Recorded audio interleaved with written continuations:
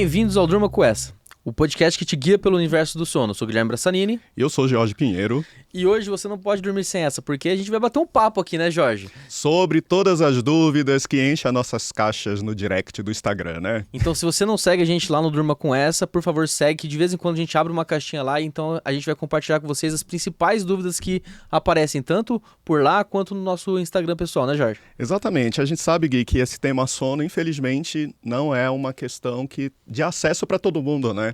Então, essas dúvidas, elas acontecem. Eu acho importante a gente tirar esse espaço aqui para falar sobre isso, né? Desmistificar algumas coisas. Exatamente. Então, vamos começar porque tem muita dúvida aí que todo mundo mandou pra gente, né? Vamos lá. Então, Jorge, primeira dúvida aqui que o pessoal mandou. Posso compensar o sono no fim de semana?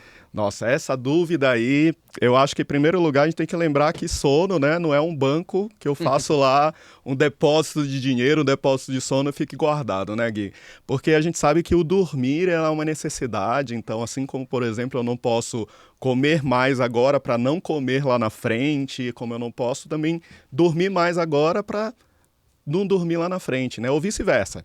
O que acontece é que durante a semana o que a gente faz, né? A rotina pesada, a gente acaba às vezes trocando aí sono por muitas outras atividades. Chega no fim de semana, aí tira aquele sono de 10, 12 horas, né? Total. Ou então aquele cochilão no domingo à tarde. E aí, isso é um sinal de que a gente não está dormindo tanto que precisa durante a semana, né? Esse é o tal do jet lag social? Exatamente. Esse termo jet lag social é super interessante, mas é principalmente para aquelas pessoas que trocam completamente as atividades do fim de semana. Então, por exemplo, vou para uma festa e aí eu vou festa na sexta, no sábado, no domingo e durmo de dia. Eu inverto completamente o ritmo e aí a segunda-feira não perdoa, né? Segunda-feira chega e ela não perdoa, o que acontece? A gente reclama, culpa segunda-feira. Eu vou lá no Instagram e publico, nossa, segunda-feira, mau humor, comunidade né? do Orkut, né? Eu odeio segunda-feira, né? Era maior, Quem já né? fez parte, né? Então, Entrega a idade, né? entrega a idade. Então, gente, não existe banco de horas de sono, né? Então, o ideal é a gente distribuir isso conforme a nossa necessidade. Lembrando que o acordar, né, com o despertador, às vezes, não nos permite saber o quanto de horas de sono que a gente precisa, né? Que a gente é obrigado a acordar. O Gui é papai, tem que acordar cedo, querendo ou não, né? Que senão o bebê, ele não espera também. E aí chega no fim de semana, a gente tem essa necessidade. Então, gente, não existe banco de horas de sono. O compensar no fim de semana é uma redução de danos, mas não seria o ideal. O ideal é a gente realmente dormir adequadamente todos os dias, Então né? não é moeda de troca. Não é moeda de troca. Não tem uma poupança de sono, né? Você pode até compensar um pouquinho, talvez, mas não de uma forma... Reduz danos, né? Reduz danos, Reduz danos. Agora, se você está privado de sono, durma. Dormir sempre é bom. Agora, o ideal é você distribuir isso de uma forma mais igualitária nos dias da semana. Rotina, né? Respeitar a rotina. A gente fala sempre de rotina, parece um tema meio batido, mas no final das contas, todos os pacientes da gente, a gente precisa trabalhar a questão da rotina. E agora a gente imerso nas redes sociais, aparecem muitas notícias ali, posts às vezes de aqueles perfis de super interessante, enfim, falando sobre o sono polifásico. Apareceu uma notícia sobre Leonardo da Vinci, que ele dormia 2 horas, acordava 2 horas, alguma coisa assim. Você chegou a ver isso aí? O Leonardo da Vinci, muita gente faz a relação, né? Toda a inteligência de Leonardo da Vinci. O cara era um gênio mesmo, né? É um gênio, né? Quem aí conhece todas as obras dele realmente é um cara genial. E aí dizem que Leonardo da Vinci tinha um sono polifásico e por isso ele era inteligente. Outra pessoa também que tinha um sono polifásico era o Thomas Edison, que foi responsável aí pela invenção da lâmpada, né? Então as pessoas já raciocinam assim, bom, vou ter também um sono polifásico porque isso vai aumentar a minha capacidade, a minha performance mental, né? E aí, será que o sono polifásico é indicado, sim ou não? Vai aumentar a nossa capacidade mental? E aí, qual que é a sua opinião em relação a isso? Bom, gente, então, em primeiro lugar, a gente tem que entender que como é o padrão de sono, né? Então, o sono polifásico, ele é característico dos bebês. Os bebês têm um sono polifásico, eles têm curtos períodos de sono intercalados com período de vigília. O adulto, ele tem já mais um sono consolidado durante toda a noite.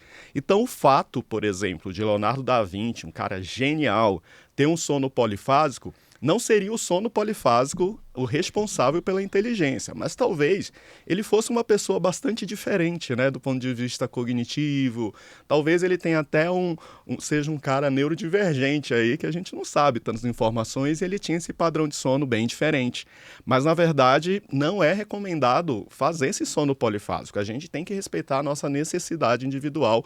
E o não dormir bem, né? Pelo contrário, ele vai fazer com que você não tenha um desenvolvimento melhor da memória, da atenção, do aprendizado, né? Então, a gente sabe, né, Gui, que tem as fases de sono, sono profundo, sono REM, tudo isso está relacionado com a nossa memória, a nossa atenção, e aí o sono polifásico, ele interrompe esses ciclos. E nós, consequentemente, não vamos absorver todas as informações que a gente necessita e, ao mesmo tempo, a gente está aí prejudicando a continuidade de uma série de fatores metabólicos que a gente não pode esquecer, né? Então, regulação do apetite, alguns hormônios, tudo isso acontece durante o sono. Então, se você quebra esses momentos, né, do sono, a continuidade do sono, e a gente pode ter um ou outro despertar, faz parte, mas o sono polifásico é intercalar momentos de vigília com longo período de sono, né, ou vice-versa. Então, a gente acaba desorganizando toda essa estrutura aí de funcionamento do nosso corpo. Então, gente, sono polifásico, não, né? E daí, para quem não trabalha com sono, não sabe muito bem o que a gente está falando em relação à arquitetura do sono ali, é legal explicar um pouquinho como que funciona o nosso sono durante a noite, né? Então, o indivíduo normal, ele vai ter ali 4 a 6 ciclos de sono por noite, cada ciclo vai durar em torno de 90 minutos. E o que acontece nesses 90 minutos? A gente acaba passando por todas as fases do sono, né? Desde fases mais leves até fases mais profundas, sono REM, superficializando, entrando em vigília brevemente e indo para outro ciclo de sono.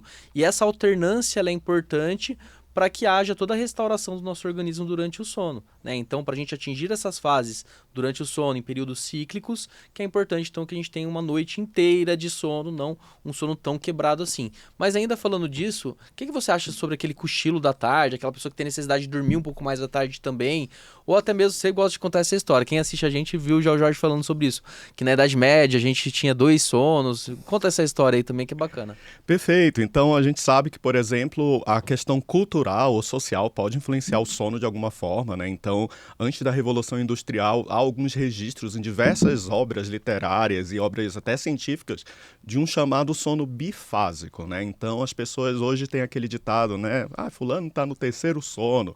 Porque existia isso mesmo, as pessoas dormiam mais cedo, acordavam ali no meio da madrugada ou depois, um pouco depois da meia-noite, tinham um momento de vigília prolongado, até faziam uma ceia, né? Então, hoje as pessoas jantam mais cedo e fazem uma ceia antes de dormir, mas antigamente essa ceia era entre 2 intervalos de sono e depois voltava a dormir. Mas com a Revolução Industrial, muita gente trabalhando aí 12, 14 horas por dia foi condensando esse sono e hoje a gente tem esse sono aí mais contínuo, que é o mais recomendado. E aí o cochilo, né, ele é um vilão ou pode ser um mocinho, a depender do que a gente está estudando. Bom, se você não tem o hábito de tirar cochilo e começou a ter uma necessidade extrema, você não produz, se você está tirando, precisa tirar esse cochilo, né, é importante rever se de repente você passou a dormir menos à noite. E aí o cochilo passa a ser uma necessidade.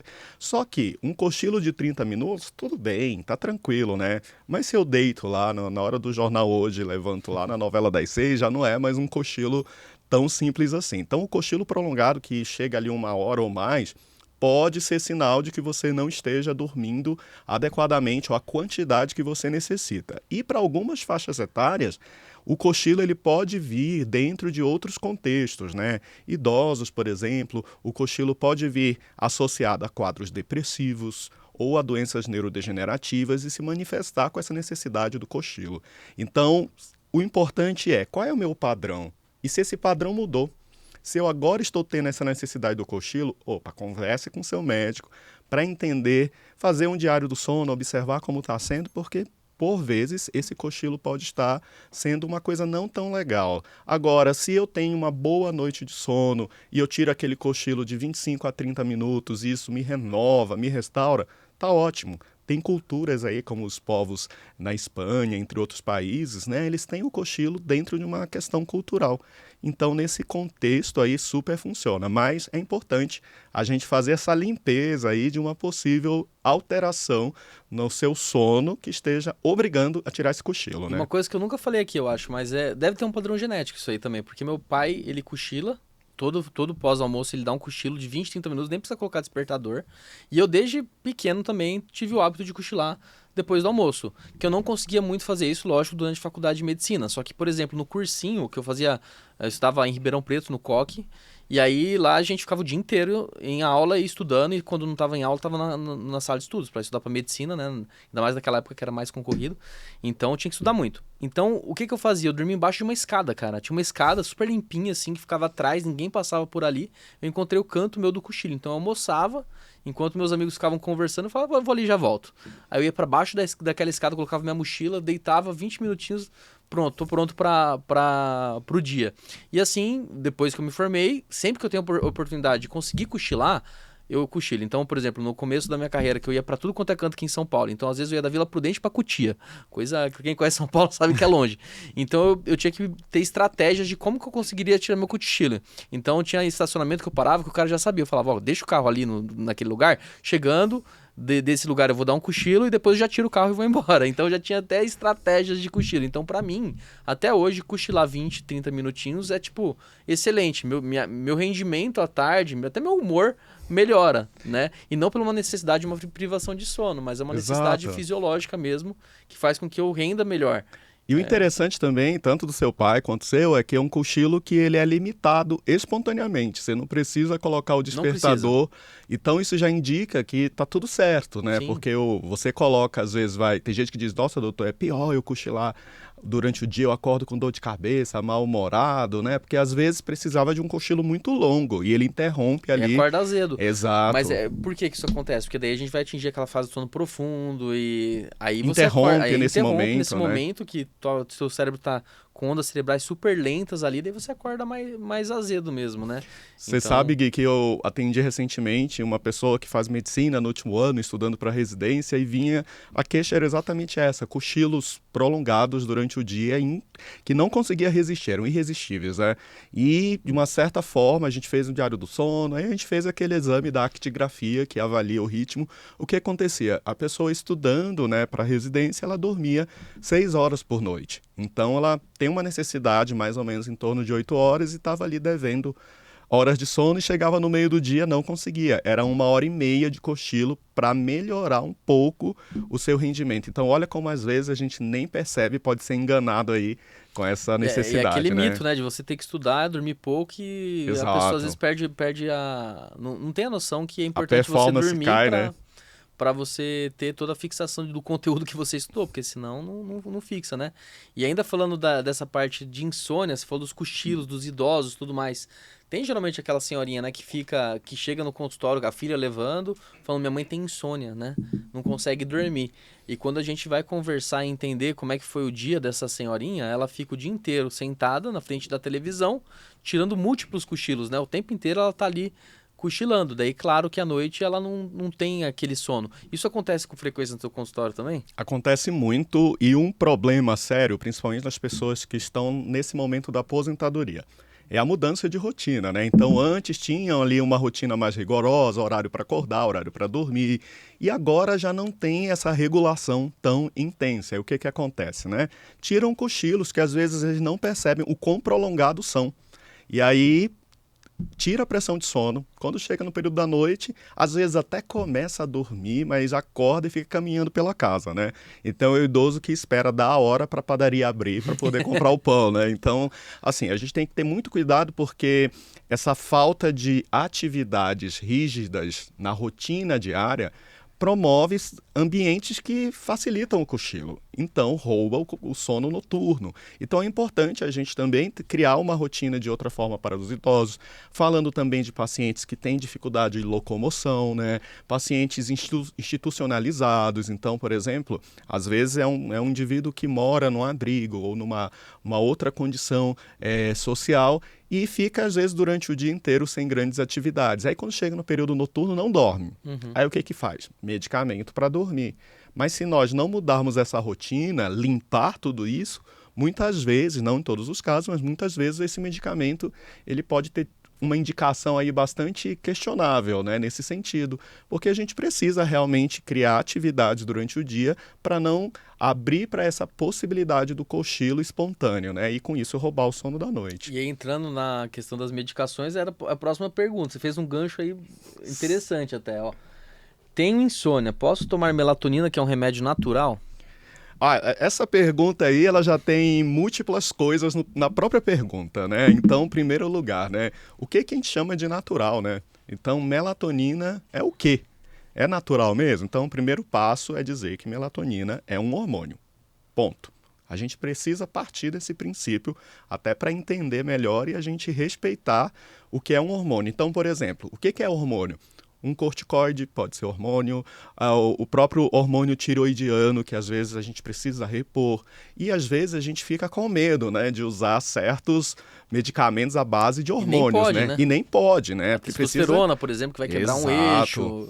E aí o que acontece? A gente fica com medo, mas da melatonina a gente não tem esse medo porque se pregou esse contexto aí que é uma substância natural, né? Bom, essa melatonina que a gente suplementa, que a gente toma, ela não é natural. Ela é produzida a partir de extratos, de outras condições aí que possibilitam isso. Então, sintética. É sintética, então não é natural.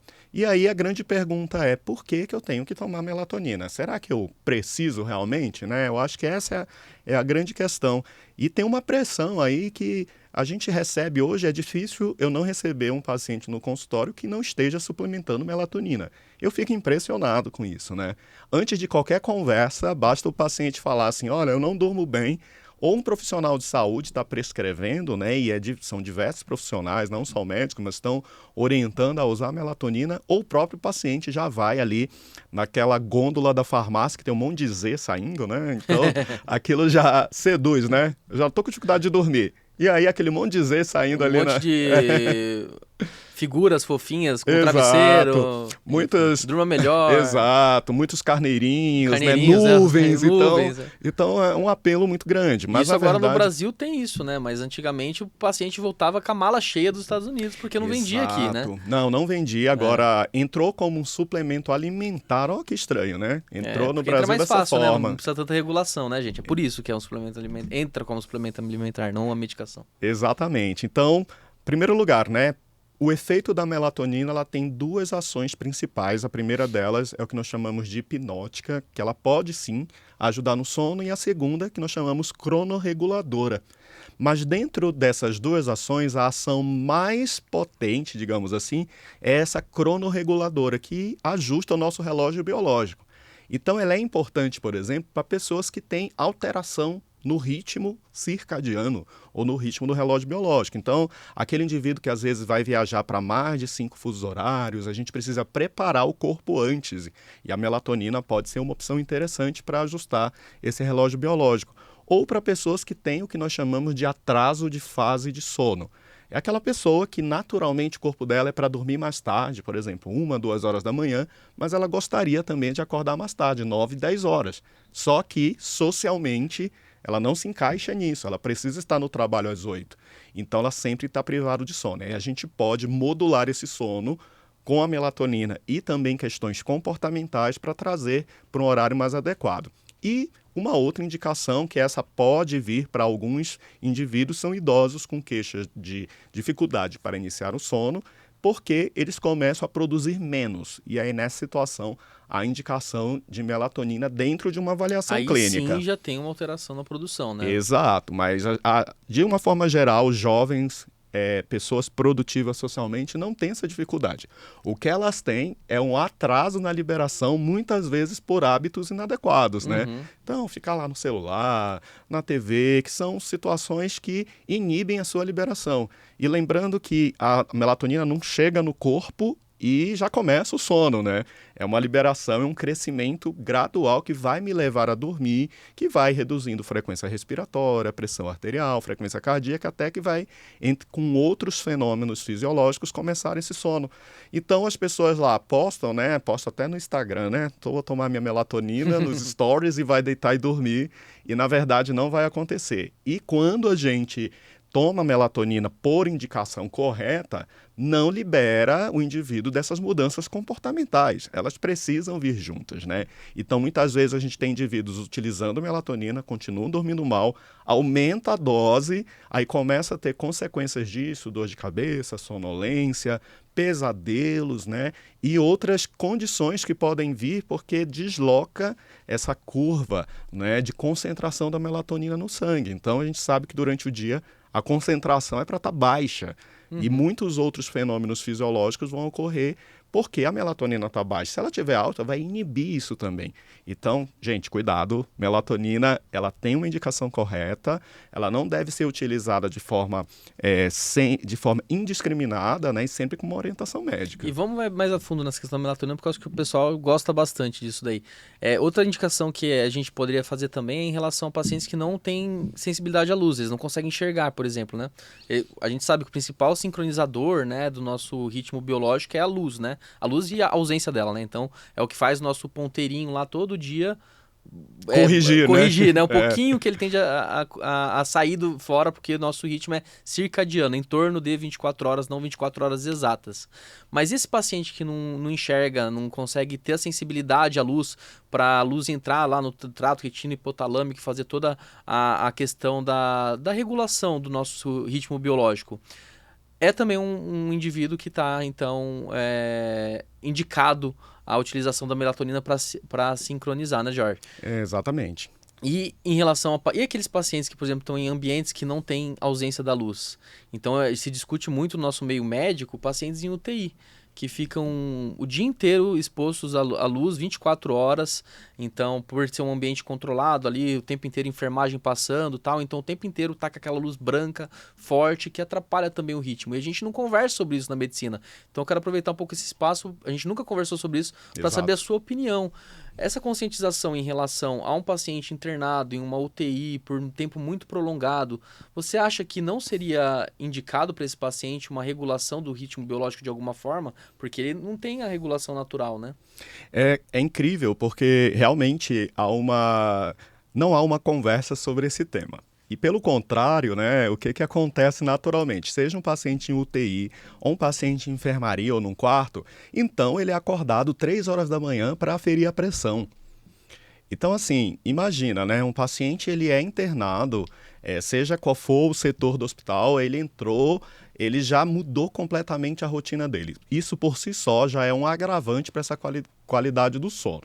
E ele está ali num ambiente que é luz artificial, ele não tem acesso à luz natural e ele sofre inúmeras intervenções na madrugada. Intervenções essas que elas podem ser melhor ajustadas dentro de um cronograma, né? Então, hoje já tem alguns estudos interessantes sobre esses pacientes institucionalizados, né? O quanto que isso, de certa forma, impacta na saúde, né? Seja imunidade, seja na resposta à cicatrização e outras condições. Então, de uma forma geral, o ideal é o seguinte, que a gente tente buscar alguma maneira.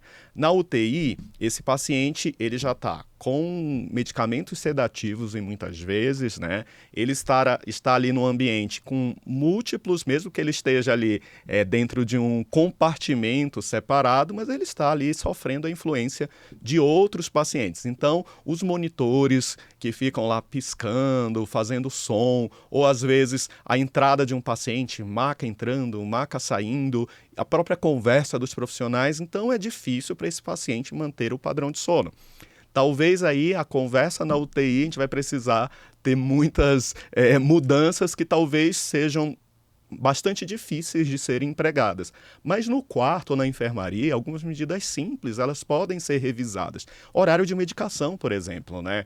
Então, se eu tenho um medicamento a cada 6 horas, eu já calcular para que não seja feita essa intervenção no meio da madrugada. Ou, por exemplo, a aferição de sinais vitais. São sinais vitais. Esse paciente, ele está instável a esse ponto de eu precisar 2 horas da manhã ou 5 horas da manhã interromper esse sono para aferir isso? Ou isso é um conforto que a equipe de saúde é mais algo... Uma prescrição meio que automática, exato, né? Automático. Aferição de sinais vitais a cada 3 horas, isso é comum nos hospitais. E os médicos também precisam pensar nisso na prescrição, né? Vou colocar a cada 3 horas, a cada 4 horas, mas esse paciente precisa mesmo, ele está instável a esse ponto, ou eu posso condicionar isso para respeitar essa noite de sono? porque todo médico já passou por isso, que fez enfermaria em algum momento, a queixa de que o paciente não dorme nada durante a noite. E aí vai lá a sedução de fazer um remédio para esse cara, mas muitas vezes ele está dormindo durante o dia. Então, durante o dia é perfeito, ele não dá nenhum tipo de demanda para a equipe de saúde, mas quando chega à noite ele não consegue dormir. E se for um quarto, ele fica ansioso, ele quer ligar a televisão. Se for numa enfermaria que ele divide o quarto com outros indivíduos, isso se torna um problema maior, porque aí não dorme ele e não dorme os outros do próprio ambiente. Então, a gente precisa estruturar essa regulação de alguma forma, né? Então, atividades, aí entra toda a equipe inter e transdisciplinar envolvida nisso, né? Talvez terapia ocupacional, todas as intervenções da equipe de enfermagem, a equipe médica que prescreve e revisitar esses horários de medicação para a gente tornar um ambiente com menos intervenções possíveis, né? Legal. E a gente está aprofundando em cada pergunta, então com certeza não vai dar tempo de a gente falar de todas. Então, se você aí tá gostando, já comenta aqui embaixo, eu quero parte 2, que daí a gente vê A gente já deixa, de né, todas, Gui? porque não tem como aqui. Quanto tempo já deu aí, Mauri?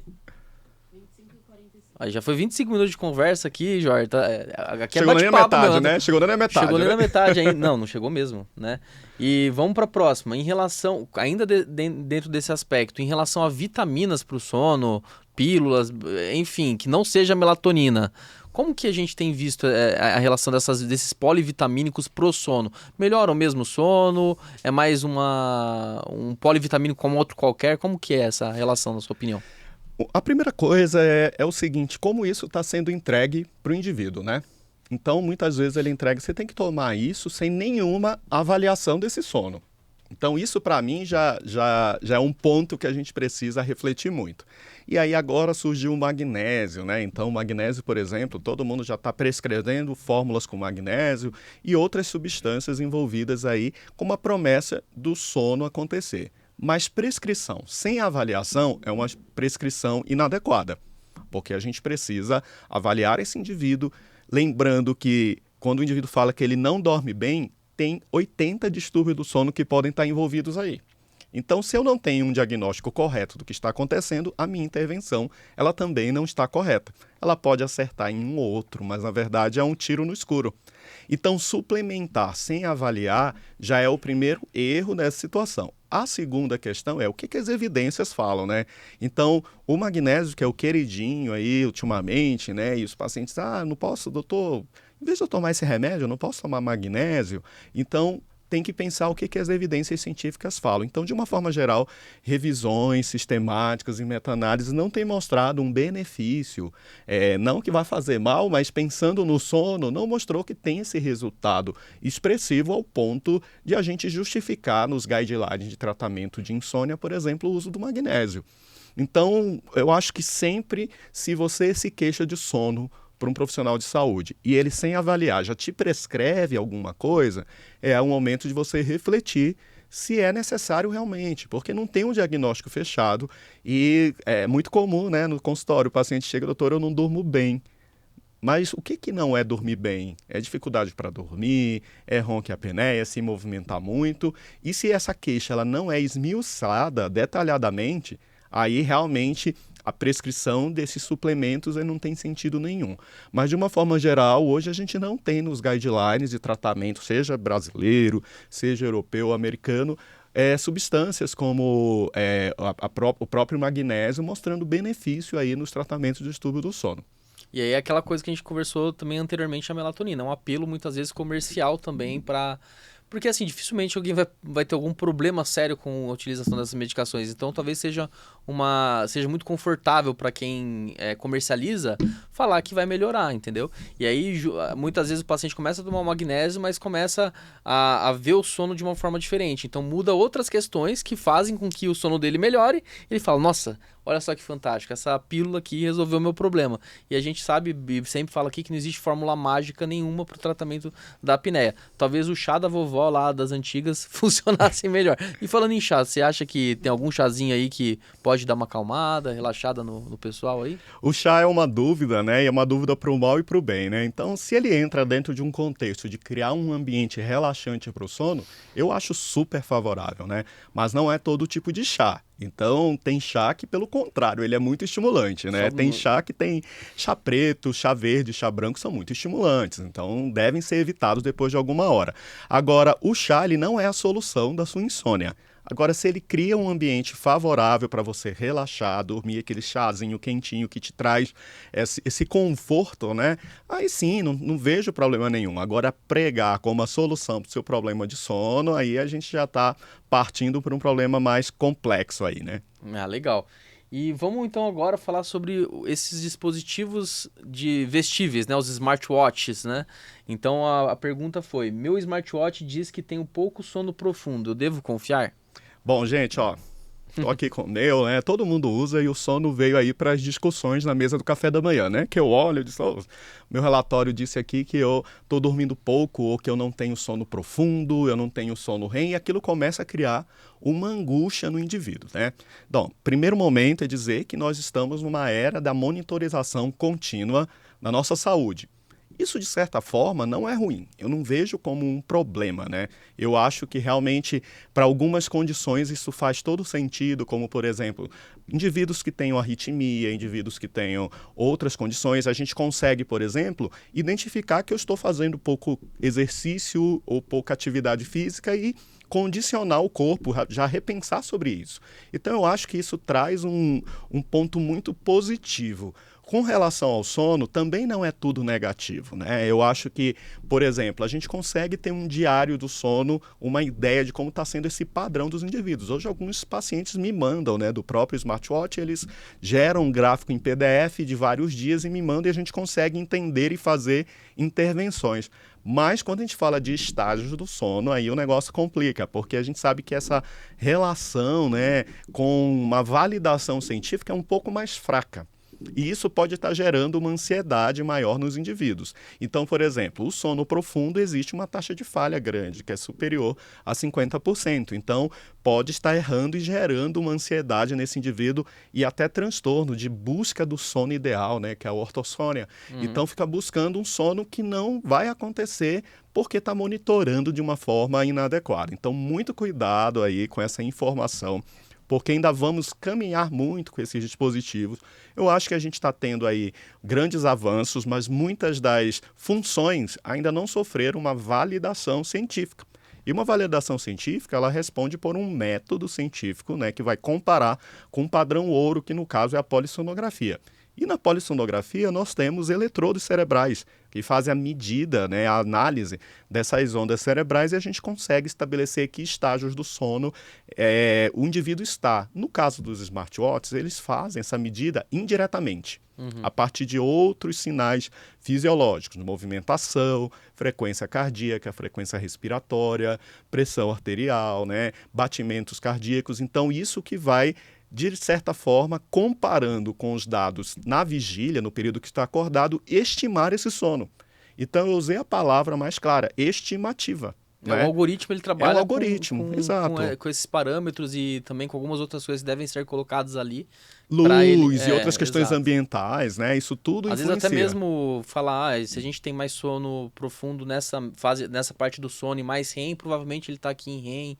Eles devem misturar várias coisas para poder chegar a isso. E cada vez mais tem conseguido chegar próximo, mas ainda não é validado então com a polissonografia, que são iguais.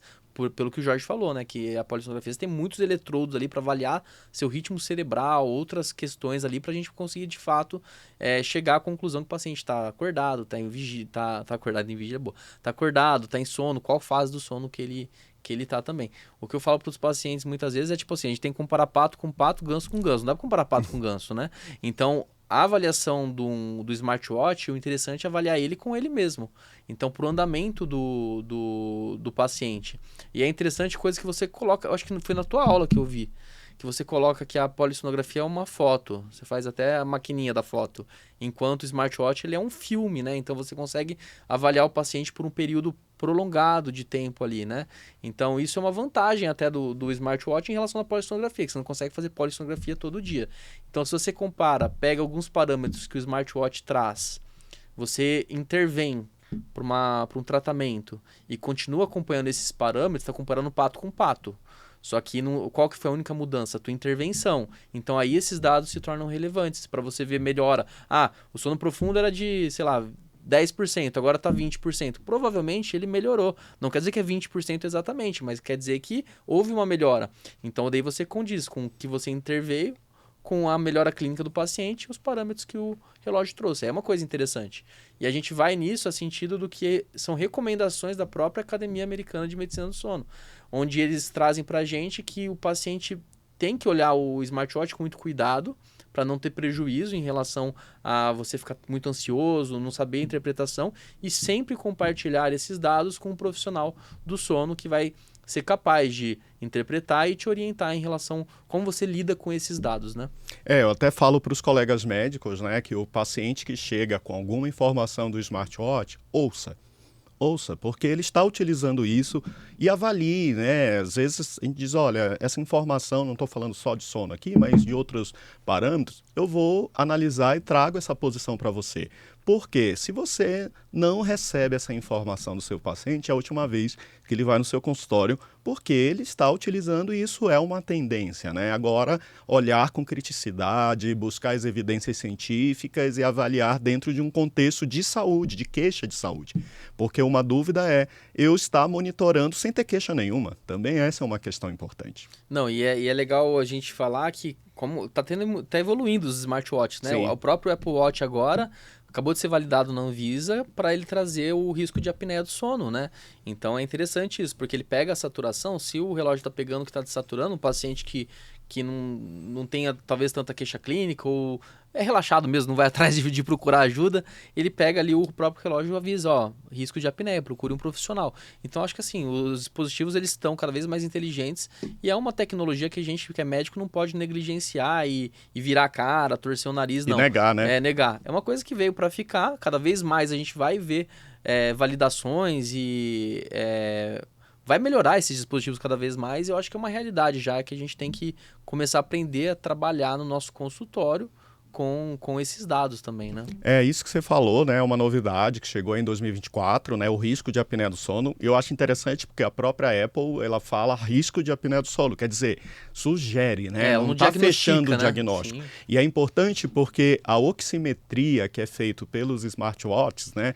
Não é uma oximetria contínua, mas é por amostragem. Então isso, por si só, já é diferente de uma oximetria de um exame, seja ele qual for, um exame para avaliar o sono validado. Então é algo que a gente precisa, mas é um indicativo. Então, vamos lá, chegou, está mostrando, vamos avaliar mesmo então. Né? Eu acho que é isso que é a mensagem principal do uso desses dispositivos. Tá, e indo agora para a parte do sonho, dos sonos e sonhos, que a gente já teve um episódio super legal aqui também sobre isso. É possível a pessoa nunca sonhar? Bom, a gente teve um episódio super legal, né, com a Laura Castro, então quem aí quer se aprofundar mais nisso, vai lá e consulta também esse episódio, mas essa é a pergunta que muito chega no consultório, né?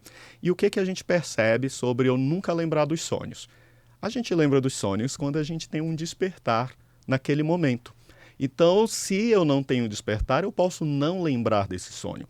E isso não é uma condição para eu estabelecer uma relação de uma doença ou não. Né? Agora, se há uma mudança de padrão, se antes eu não lembrava, eu passei a lembrar e eu tenho outros sinais e sintomas associados a isso, estou acordando cansado, estou lembrando muito dos meus sonhos, isso pode sugerir alguma situação que precisa ser melhor investigada. E o inverso também acontece, né? Tem pacientes que antes não sonhavam e após uma intervenção, né, seja um tratamento com CPAP, alguma coisa, e eles não têm apneia, eles passam a lembrar um pouco mais desses sonhos. Então não dá para a gente associar essa condição, né? A gente lembra mais quando a gente tem despertares. Olha só, é super interessante isso. Assista um episódio com a Laura que foi sensacional e vai falar muito. A gente falou muito sobre isso daí, vai bem a fundo nessa questão dos sonhos. E vamos para a última pergunta desse episódio, Jor? Porque a gente tem muita coisa, né? Tem aqui, falando de apneia do sono, CPAP, faixa anti-ronco, algumas coisas bem legais que não vai dar para falar nesse episódio. Então, de novo, comentem aí, quero parte 2, que daí a gente faz a parte 2 para vocês. Mas então, entrando agora nessa parte de higiene do sono, algum risco de você dormir com um pet na cama? Olha que interessante, né? Porque essa é uma realidade hoje. Muitas famílias são formadas por um casal e um pet, né? Não tem mais um ser humano, é também um membro da família, mas isso tem virado uma realidade e ido para a cama também, né? Dormindo, compartilhando a mesma cama. Então, a primeira questão é a gente levantar as condições de higiene desse animal, né? Se está sendo respeitada a frequência dos banhos, dos cuidados de higiene, se ele não tem nenhuma condição dermatológica. Então, esse é o primeiro ponto que a gente tem que avaliar. O segundo é o seguinte: eu tenho asma, eu tenho rinite. Então, isso é um ponto importante, porque indivíduos com rinite, com asma, eles podem ter exacerbação dos sintomas com o animal que vai dormir ali na mesma cama, porque é um período prolongado. Em terceiro é o seguinte: como esse animal está condicionando o teu sono. Tem animais que eles ficam despertando o indivíduo inúmeras vezes, né? Então, às vezes é um animalzinho menor, para ele pular da cama, para ele fazer xixi, alguma coisa assim, ele precisa da ajuda do seu tutor. Então, nessas condições, a gente tem que pensar sobre o quanto que ele está interferindo no sono.